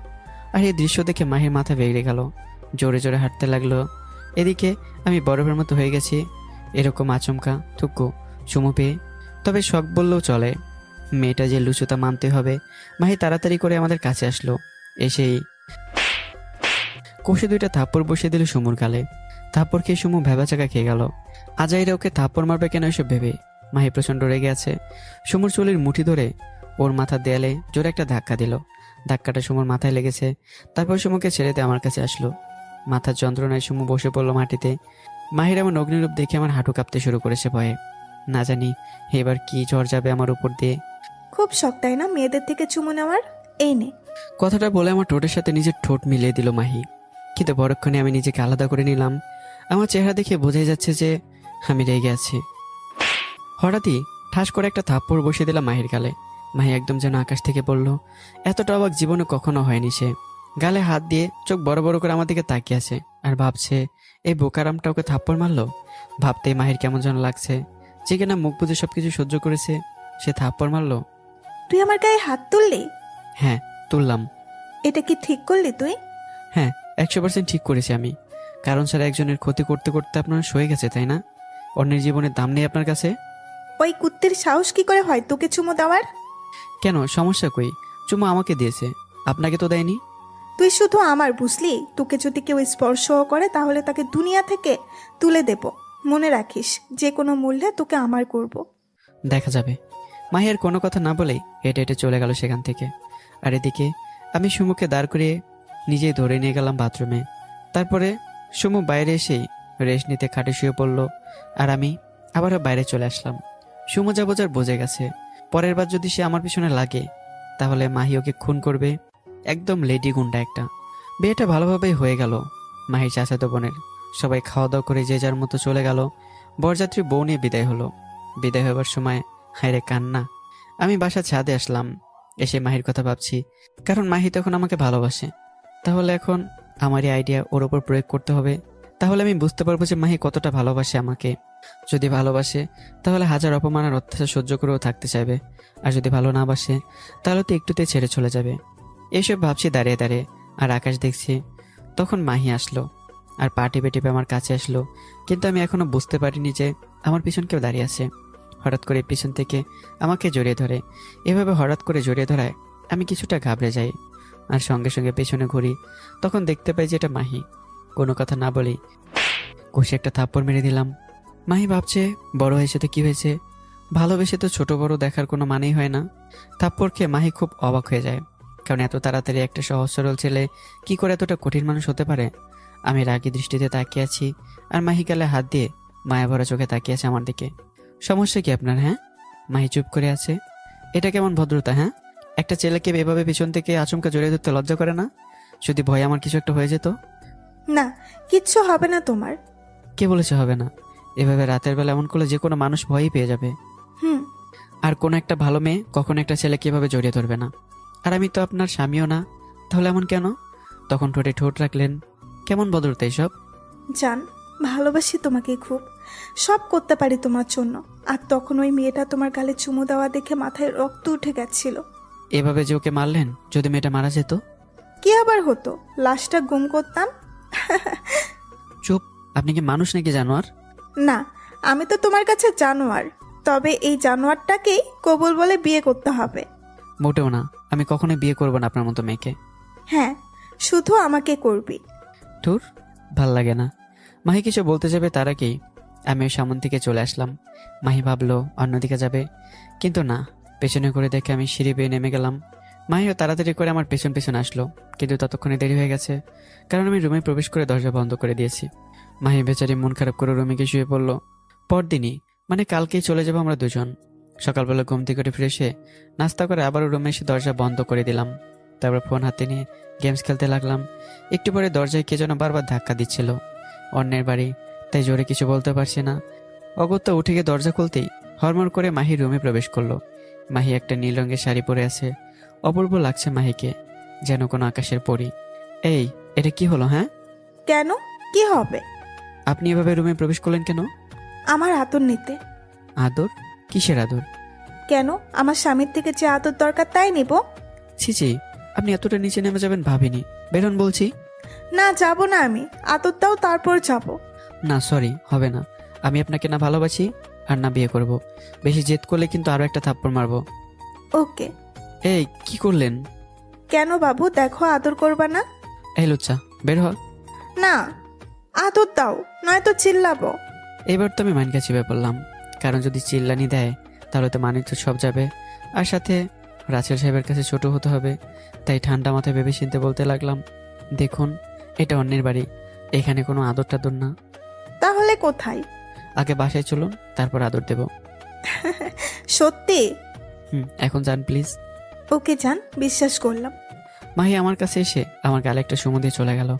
আমি কিছু বলিনি। আমি ভাবছি হয়তো জিতে যাবে মাহি, কারণ তাপ্পর খাওয়ার পর আর অপমানের পর এখনো টিকে আছে। আর 30 মিনিট পরে আমি আর মাহি বেরিয়ে পড়ি বাড়ির উদ্দেশ্যে। আসার সময় মাহি গাড়ি ড্রাইভ করেনি, ড্রাইভ করেছে আমি।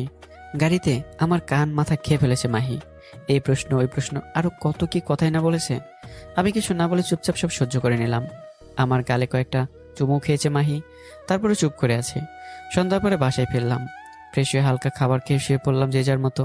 পরদিন সকালে আমি ঘুম থেকে উঠে ফ্রেশ হয়ে রুমে আসতেই বেবাচাকা খেয়ে যাই, কারণ মাহি আমার সামনে দাঁড়িয়ে আছে, শাড়ি পরে আছে, কিন্তু ওর পেট বের করে রেখেছে যাতে আমার নজর কাটতে পারে। নিজেই নিজের ঠোঁট কামড়ে ধরেছে, এমনভাবে তাকিয়ে আছে যেন আমাকে কাছে ডাকছে। আমি চোখ বড় বড় করে তাকিয়ে আছি। আদর দাও এখন। এই এখন? হ্যাঁ যান, এখন। এটা কেমন কথা? কিসের কিসের আদর? হ্যাঁ, বিয়ে হয়েছে নাকি আমাদের যে আদর দেব? শাড়িটা খুলে ফেলিস শোনা। এই না না, প্লিজ না। তাহলে কাছে আসো আদর দিতে। না, এটা সম্ভব না। আমি আপনাকে ভালোবাসি না, তাছাড়া বিয়ের আগে এইসব হারাম। তাই বুঝি বাবু, তুমি যদি কিছু না করো তাহলে জোরে চিৎকার করব। মাহি এক পা দুপা করে সামনের দিকে এগোতে লাগলো। আমি বুঝতে পারছি কিছু একটা হতে চলেছে। মাহি সামনে এগোচ্ছে আর আমি পিছনে সরছি। পিছনে যেতে যেতে দেয়ালের সাথে লেগে যাই আমি। আর ততক্ষণে মাহি আমার খুব কাছাকাছি চলে এসেছে। আমার ঠোঁট থেকে মাহি ঠোঁটের দূরত্ব 1 সেন্টিমিটার। একজনের নিঃশ্বাস অন্যজনের ঠোঁটে পড়ছে, কিন্তু আমার এমন অবস্থা যে নিঃশ্বাসটা ফেলতে পারছি না। জান, পাগল হয়ে যাব। চলো না, প্রেম সাগরে ডুব দিই, বিয়ের পরে তাহলে আর কোনো সমস্যাই থাকবে না। কথাটা শেষ করেই আমার ঠোঁটের সাথে ওর ঠোঁট মিলিয়ে দিয়ে পাগলের মতো চুমু দিতে লাগলো। মাহির অবস্থা দেখে মনে হচ্ছে ও গত 2 দিন যাবৎ ক্ষুধার্ত ছিল, তাই এমন করছে। আমি নিজের ওপর কন্ট্রোল রাখতে পারিনি, তাই আমি ঠিকমতো রেসপন্স দিচ্ছি। হঠাৎ করেই পাশের টেবিলে রাখা ফোনটা বেজে উঠলো। দুজনেই ধরপড়ে উঠে একে অপরকে ছেড়ে দিলাম। মাহি আর আমি দুজনে লজ্জায় লাল হয়ে গেছে। মাহি তো মাথা তুলতেই পারছে না লজ্জায়। ঢং কত! আমারও একই অবস্থা, কিন্তু ফোনটা বেজে ওঠায় ওটা হাতে নিয়ে কল রিসিভ করলাম। কি? কাব্য, এখন কোথায় আছো তুমি? তাড়াতাড়ি বলো। এই তো বাসাতে আছি আমি, কিন্তু কেন? এখনই এই কাজে অফিসে চলে এসো। কাজী অফিস? কেন? আমি কেন যাব? আমি বিয়ে করতেছি, তাই আসবে। আর হ্যাঁ, মাহিকেও সাথে নিয়ে আসো, সাক্ষী হিসেবে তোমাদের লাগবে। কি? অবাক হওয়ার কিছু নেই। মাহিকে ফোনটা দাও। কোথায় আছে ও? আমার সামনে দাঁড়িয়ে আছে। ও, তাহলে ফোনটা দাও ওকে। এই নিন ফোন। দোস্ত, আমি নীলকে বিয়ে করছি, তাড়াতাড়ি আয়। কি? হ বালদা, এত অবাক হয় কি কইলাম? হঠাৎ এমন ডিসিশন কেন? হারামি, 30 মিনিটের মধ্যে চলে আয় কাজী অফিসে, তারপর সব বলছি। কথাটা বলেই ফোন কেটে দিল। আর নীলকে ভাবছেন তাই না? নীল হলো মারিয়ার বয়ফ্রেন্ড। অনেক আগে থেকে একজন অন্যজনকে ভালোবাসে ওরা, কিন্তু আমি কিছুই জানতাম না। আর মাহি সব কিছুই জানতো ওদের। মারিয়া কাউকে বলতে বারণ করেছিল, তাই বলেনি। কিন্তু এখন তো আমিও জানতে পারলাম। মাহি আর আমি দুজনে এখন শকের মধ্যে আছি মারিয়ার এরকম খবরটা শুনে। মারিয়া কি বলল? ওই বিয়ে করছে নীলের সাথে? নীলটা আবার কে? ওর বফ, 4 বছর আগে থেকে রিলেশন।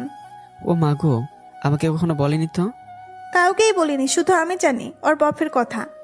ও, তা আপনাকেও কি যেতে বললো? চলো তো তাড়াতাড়ি। ওকে। 10 মিনিট পরে দুজনে রেডি হয়ে বেরিয়ে পড়লাম। গাড়ি নিয়ে কাজে বসে পৌঁছাতে মোটে 15 মিনিট সময় লাগলো। ঠিকানা যেহেতু আমাকে বলেছে, তাই আমি গাড়ি ড্রাইভ করছিলাম। ওই হারামি, আমাকে না জানিয়ে এসব করছিস কেন? একা থাকতে ভালো লাগে না, জানটাকে ছাড়া, তাই আর কি। ভ্যাটকানি দিস না, আমাকে একটু জানালিও না। সরি সোনা, বেবি হলে জানাবো আগেই। কেমন মাইয়া তাইলে? লজ্জা শরম কিছুই নাই? ধুর, তা হঠাৎ এমন কেন নীলবাবু? কি করব, মহারানীর হুকুম মানতে তো হবেই। সেটা তো বটেই। তা কাজী কখন বিয়ে করাবে? এই তো আর 20 মিনিট পরেই। ওকে। তারপরে আমি গিয়ে একটু কথা বললাম ওদের সাথে। একটু কথা বলেই আমি দৌড়ে গেলাম। তখন মাহির সাথে আবারও গল্প শুরু করে দিল তারা দুজন। কিছুক্ষণ পর মারিয়া আর নীল একটা জায়গায় বসলো। আমি একটু দূরে দাঁড়িয়ে এসব দেখছি। তখন মাহি আমার কাছে আসলো। বিয়ে হবে ওদের, তাই না? তা তো হবেই। আমারটা কবে হবে? তা আমি কি করে বলবো? আপনার মা বাবা জানেন সেটা? না, আমার বিয়ে তো নির্ভর করে তোমার হ্যাঁ না বলার উপর। বুঝলাম না। আরে আমি তো তোমাকে বিয়ে করব ভুলে গেলে। সরি, আমার দ্বারা সম্ভব না। ঠিক তখনই কাজী সাহেব আসলেন। আর কিছুক্ষণের মধ্যে বিয়ে পড়ানো শেষ হলো। সাক্ষী হিসেবে মাহি, আমি আর কিছু বন্ধু বান্ধবকে নেওয়া হলো। যেহেতু দুপুর হয়ে গেছে, তাই এবার নীলের পকেট ফাঁকা করতে হবে। সবাইকে নিয়ে একটা ভালো মানের রেস্টুরেন্টে নিয়ে গেল। আমার কপালে এসব খাওয়া নাই। মারিয়া নীল এক জায়গায়, আর আমি সেখানে বসলাম। তার পাশে মাহি। এখন দুপুর টাইম, তাই সবাই পেট পুড়িয়ে খাবে।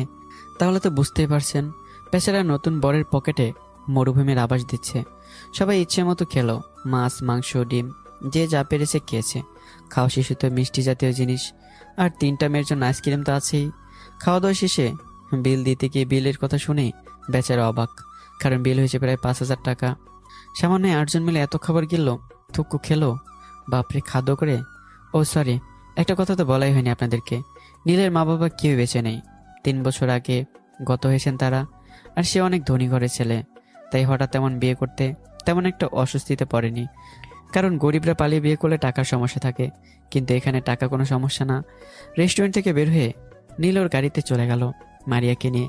নীলের বাড়ি চট্টগ্রাম, তাই সহজে খুঁজে পাবে না ওদের। মারিয়া নাকি ওখান থেকেই ওর স্টাডি কন্টিনিউ করবে। যে যার মতো বাসায় চলে গেল। আমি আর মাহিও চলে আসলাম বাসায়। ফ্রেশ হয়ে একটু রেস্টে পড়তে বসলাম। কিন্তু এদিকে মাহির মন ছটফট করছে আমার কাছে আসার জন্য। ওর মা বাবা জেগে আছে, তাই এখন যেতেও পারছে না। রাত যখন 12টা পার হলো, তখন মাহি নিজের রুম থেকে বেরিয়ে পা টেপে টেপে আমার রুমের দিকে আসলো। আর রাতের বেলা আমি দরজা লক করি না, সাধারণ করে লাগিয়ে রাখি।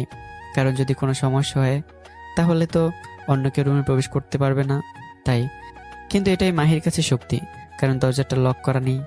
আস্তে করে দরজাটা খুলে রুমে প্রবেশ করলো। ছোট্ট লাইটটা জ্বালানো আছে, তাই সবকিছু বোঝা যাচ্ছে। বাড়ির রুম অন্ধকার না আর কি। হঠাৎ মাহি ফিক করে হেসে উঠলো। সঙ্গে সঙ্গে নিজেই নিজের মুখে হাত দিয়ে চেপে ধরলো। মাহির হাসার কারণটা হলো আমি ছোট বাচ্চার মতো মুখটা একটু হা করে ঘুমিয়ে আছি। এমনিতে একটু কিউট, তারপরে এমন অবস্থা বাচ্চাদের মতো। মাহি অপলক দৃষ্টিতে বাচ্চাটিকে থুকু আমাকে দেখছে। এটা তো উল্টো কাহিনী হলো, কারণ এভাবে তাকে তাকে ছেলেরা। আমি এখন গভীর ঘুমে আছি। সে যাই হোক, মাহি আস্তে করে আমার কাছে এসে খাটে বসলো। তারপর আলতো করে আমার কপালে, গালে আর থুতনিতে চুমু দিল। আমি কিছুই বললাম না, মানে আমি সত্যিই ঘুমের মধ্যে আছি। চুমু দেওয়ার পর আমার বুকে মাথা রেখে আমাকে সামান্য জড়িয়ে ধরে শুয়ে পড়লো আমার কাছে। ওর কাছে খুবই শান্তি লাগছে আমার বুকে মাথা রেখে। এভাবে 10 মিনিট থাকার পর আমাকে ছেড়ে দিয়ে আবার আমার কপালে চুমু দিল, আর নিজের কপালটা নিয়ে গিয়ে আমার ঠোঁটে রাখলো। মানে মাহিও চুমু নিল। ওরে বুদ্ধি রে। একটু পরে চলে আসলো নিজের রুমে। খুব কষ্টে ঘুমালো মাহি, কারণ সে এখন শুধু আমাকে চায়। যে কোনো মূল্যে সে আমাকে নিজের করে পেতে চায় সারাটা জীবনের জন্য। সকাল 6টার সময় আবার আসলো আমার রুমে। এসে আবার আমাকে জড়িয়ে ধরে আমার বুকে মাথা রেখে শুয়ে পড়লো। বুকে ভারী কিছু বুঝতে পেরেই ঘুম ভেঙে গেল। চোখ খুলতে দেখি কালো চুল আমার মুখ বরাবর আছে। আমি কিছুটা ভয় পেয়ে যাই, কারণ এটা আবার কোনো পেতনি টেতনি না তো। ধরপড়িয়ে উঠে পড়ি। এমনভাবে ওঠাতে মাহি বেবাচাকে খেয়ে যায়। আর মাইকে দেখে আমার চোখ যেন আকাশে উড়ে গেল। আপনি কখন এলেন? এই তো মাত্রই। তা এত সকাল আমার রুমে কেন? একটুখানি ভালোবাসা পেতে এসেছি তো। তা কেমন ভালোবাসা চাই আপনার? থাপ্পড় নাকি চুম্মাচাটি? চুমো আমার এইখানে। এখনো ব্রাশ করিনি, আসেন চুম্মা দেই। সমস্যা নেই জান, তুমি সত্যিই দিবা? দাও প্লিজ দাও। ধ্যাৎ, কি বলেন এসব? কাছে আমি ভোদর দিয়ে বাথরুমে প্রবেশ করেই দরজা লক করে দিলাম। প্রায় 15 মিনিট পর বের হলাম। মাহি আমার খাটে বসেই আমার ফোনে গেমস খেলছে।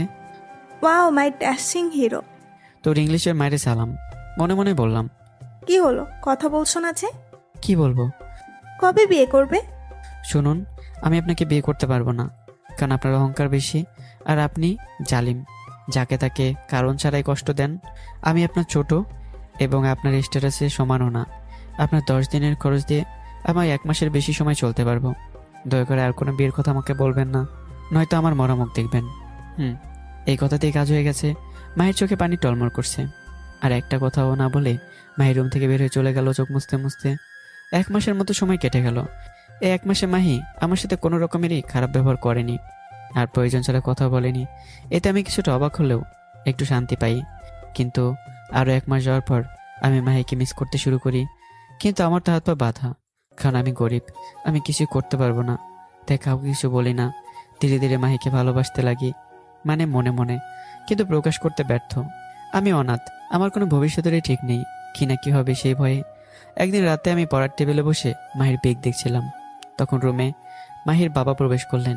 সঙ্গে সঙ্গে আমি ফোন লুকালাম যাতে তিনি বুঝতে না পারেন। হঠাৎ আমার রুমে একটা ডাক দিলেই তো আমি যেতাম। আঙ্কেল। আরে না, একটা জরুরি কথা বলতে আসলাম এখানে। জি আঙ্কেল, বলুন। আমরা ভেবেছি মায়ের বিয়ে দিয়ে দিব, আর পাত্র ঠিক করেছি। খুশির খবর। কথাটা শুনে আমার বুকটা ফেটে যাওয়ার মতো হতে লাগলো। মনে হচ্ছে কেউ হাতুড়ি দিয়ে পেটাচ্ছে। অসহ্য কষ্ট দিয়ে শুরু করলো, কিন্তু এখানে কিছুই বুঝতে দিলাম না। আর পাত্রটা অন্য কেউ না, পাত্রটা হচ্ছ তুমি। কি? আমি? আমি যেন আকাশ থেকে মাটিতে ধাপ করে পড়লাম। বাবা, না করো না তুমি, হাত তো জোর করছি। আঙ্কেল, কি করছেন? তাহলে তুমি রাজি তো? কিন্তু আঙ্কেল, আমি যে আপনাদের স্ট্যাটাসের মানুষ না, তাছাড়া আমি অনাথ, আমার সঠিক কোনো জন্ম পরিচয় নেই। দেখো বাবা, মানুষ মানুষই হয়, ধনী গরিব ভেদাভেদ করতে গেলেই ক্ষতি হবে আমাদের। আর তুমি অনেক সৎ আর নিষ্ঠাবান ছেলে। মানুষের উচিত ধনী গরিবের মধ্যে ভেদাভেদ না করা। সবাই ভেদাভেদ করে, সেই জন্যই দেশও এত গরিব, নাইলে এত গরিব থাকতো না। হ্যাঁ, তা ঠিক, কিন্তু কিন্তু কি? না মানে কিছু না। বাবা, তুমি নিচে যাও, আমরা আসছি। আচ্ছা মা। বলো, সমস্যা কি? কই সমস্যা? কিসের সমস্যা? সমস্যা নেই তো। তাহলে বাবার কথাই না বলছো কেন? তো কি বলবো? কেন, আমাকে ভালো লাগে না? বউ করে পেতে ইচ্ছে করে না আমাকে? না, করে না, কারণ বামন হয়ে চাঁদে হাত দেওয়ার অভ্যাস নেই আমার। ও, তাই নাকি? জি হ্যাঁ। সেই জন্য এখন মাইশার সাথে প্রেম করিস, তাই না? কি বলেন এসব? প্রেম করব কেন আমি? কেন, কথাটা তো সত্যি। জি না, আমি ওকে ভালোবাসি না, শুধু আমার বন্ধু হয় এই বেশ। তাহলে আমাকে বিয়ে কর। না, তা হয় না।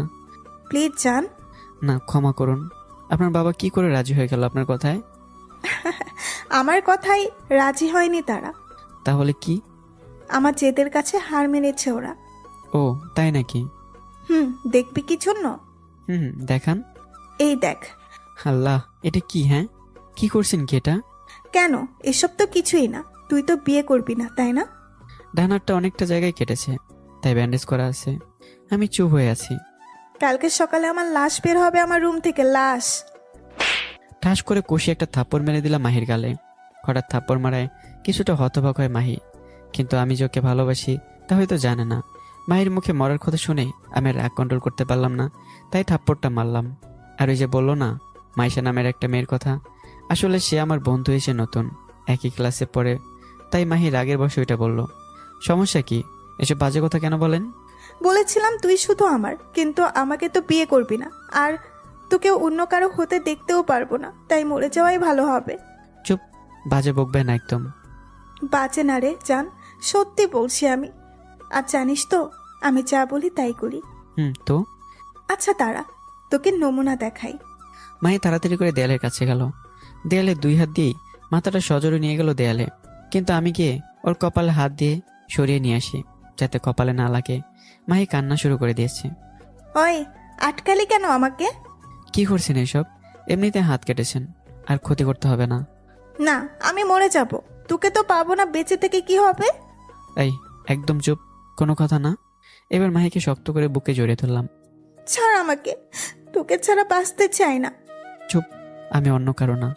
তাহলে কাঁদ তুই, বল। তোমার কোনো কথা না বলে শক্ত করে জোরে ধরে কাঁদতে লাগলো। চুপ পাগলি, কাঁদে না। হুম, ভালোবাসি খুব। মায়ের কানের কাছে মুখ নিয়ে গিয়ে ফিসফিস করে বললাম। আমিও জান, খুব ভালোবাসি তোমায়। এভাবে কষ্ট দিলে কেন? দেখছিলাম আমার পাগলিটা কতটা ভালোবাসে আমায়। হুম। কাঁদবে না, নয়তো আমার ক্ষতি করব। না না প্লিজ না, কিচ্ছু করবে না তোমার, আমি কাঁদবো না। মাহির কপালে একটা চুমু দিলাম আর শক্ত করে জড়িয়ে ধরলাম। পরে দুইজন নিচে গিয়ে সবাইকে বলে দিলাম যে বিয়ে করতে আমিও রাজি। আর ঠিক হয়ে গেল আগামী 3 দিন পরে আমাদের বিয়ে। কারণ মাহি সে যত তাড়াতাড়ি সম্ভব বিয়েটা যেন কমপ্লিট হয়, তাহলে আমাকে হারানোর ভয়টা আর থাকবে না। দেখতে দেখতে 3টা দিনও চলে গেল।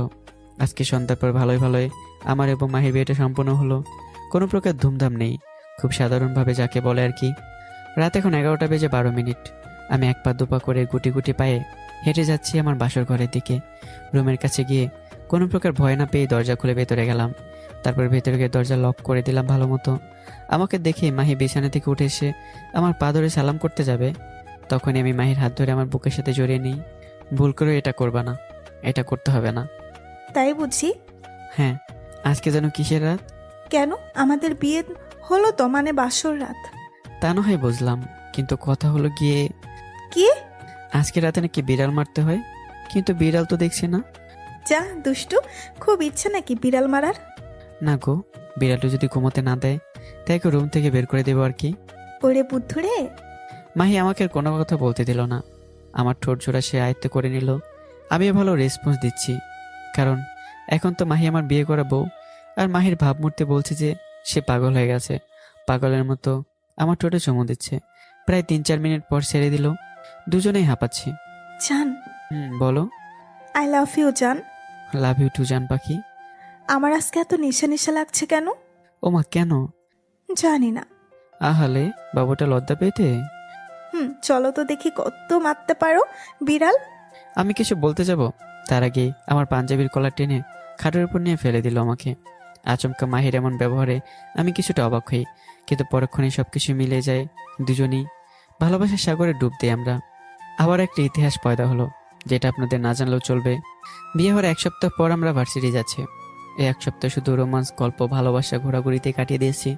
বলতে গেলে মাহির পুরো পরিবার এখন অনেক খুশি, কারণ তাদের জেদি অহংকারী মেয়েটা এখন বউয়ের মতো আচরণ করে, সবার জন্য রান্না করে। যতই কাজের বুয়া থাক, মাহি নিজে যা রান্না করে তাই আমাকে খাওয়ায়। আর হ্যাঁ, বলে রাখি, মাহির হাতের রান্নার কোনো জবাব হয় না। এক কথায় যাকে বলা অসাধারণ।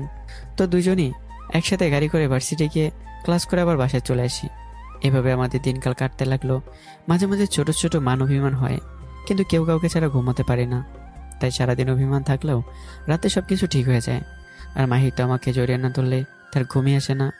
কিছুদিন যাবৎ মেয়ের আমার কাছে ভালোই ঘুরঘুর করছে, কারণ বেচারা বিয়ের পর দেখতে আরো সুন্দর হয়ে গেছি।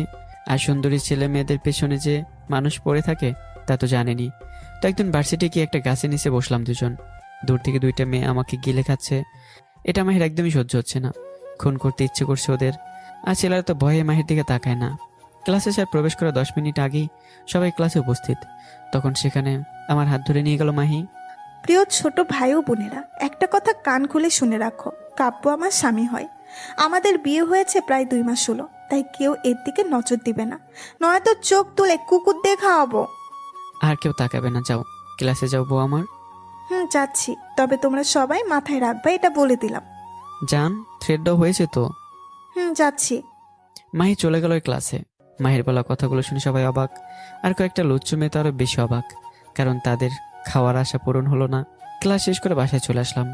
এসে ফ্রেশ হয়ে রেস্ট নিয়ে পড়তে বসলাম আমি, আর মাহি গেল রান্না করতে। রাত 10টা 30 মিনিটে সবাই একসাথে খেতে বসলাম। আজকে খাসির মাংস রান্না করা হয়েছে, চলে আসেন আপনারা। আমার প্রিয় এটা। সবাই খাওয়ায় মন দিল। প্রতিদিন সবাই যতটুকু খায় তার থেকে একটু বেশি খেলো সবাই, কারণ তরকারির স্বাদ বেশি। রাত 11টা 45 মিনিটে মাহি একটা কালো শাড়ি পরে আয়নার সামনে দাঁড়িয়ে চুলে চিরুনি করছে, আর আমি সেটা কাঠ থেকে বসে বসে দেখছি অপলক দৃষ্টিতে। হঠাৎ করে উঠে মাহির কাছে গেলাম। মাহি কিছু বুঝে ওঠার আগেই পেছন থেকে হাতটা পেটের মাঝ বরাবর নিয়ে রাখলাম, হাত চুলের মধ্যে নাক ডুবিয়ে দিলাম। হঠাৎ আচমকা এমন হয় মাহির পুরো শরীর কেঁপে ওঠে, আর হাত থেকে চিরুনিটা নিচে পড়ে যায়। আমি একটু পর মাহির কাঁধে ছোট্ট ছোট্ট চুমু দিচ্ছি, আর মাহি কেঁপে কেঁপে উঠছে। আহা, তোমার চুলের মাথার করার সুগন্ধে পাগল হয়ে যাব। মনে হয় তুমি শ্যাম্পুর বদলে নেশা জাতীয় কিছু মাখো চুলে, সেই জন্য আমি ঠিক থাকতে পারি না। ইস, আমার বরটা দেখছি একদম রোমান্টিক মুডে শিফট হয়ে গেল। হুম। আজকে কোনো মেয়ে কি তাকিয়ে আছে নাকি তোমার দিকে? না জান, কেউই না। আজ কেমন করলে কেন? আমি সবার এবং সব কিছুর ভাগ দিতে পারবো, কিন্তু তোমার ভাগ তো দূরের কথা, তোমার দিকে কেউ তাকালেও তাকে খুন করে ফেলবো। ও মা, তাই? হ্যাঁ তাই। মাহিকে আর কোনো কথা বলতে দিলাম না। ওকে কোলে তুলে নিলাম আর হাঁটিয়ে হাঁটিয়ে পা থুকু হেঁটে হেঁটে খাটের কাছে নিয়ে গিয়ে শুয়ে দিলাম। মাহি আমাকে টান দিল। আমি তাল সামলাতে না পেরে মাহির উপরে পড়লাম। মাহি ফিক করে হেসে দিল আমি ভারসাম্য ঠিক রাখতে পারিনি বলে। এখন আমরা আবারও ভালোবাসা সাগরে ডুব দিতে ইচ্ছুক, তবে সেটা আমাদের পার্সোনাল ব্যাপার, আপনাদের আর বলা যাবে না। আর একটা ছোট্ট সুখী পরিবারের সৃষ্টি হলো। তো বন্ধুরা, কেমন হয়েছে কমেন্ট বক্সে জানিয়ে দেবেন, আর চ্যানেলটা সাবস্ক্রাইব করে দেবেন যারা করেননি, আর যারা করেছেন তাদেরকে অনেক ধন্যবাদ। পরবর্তী গল্পে তৈরি থাকবেন, ভালো থাকবেন, সুস্থ থাকবেন। আল্লাহ হাফিজ।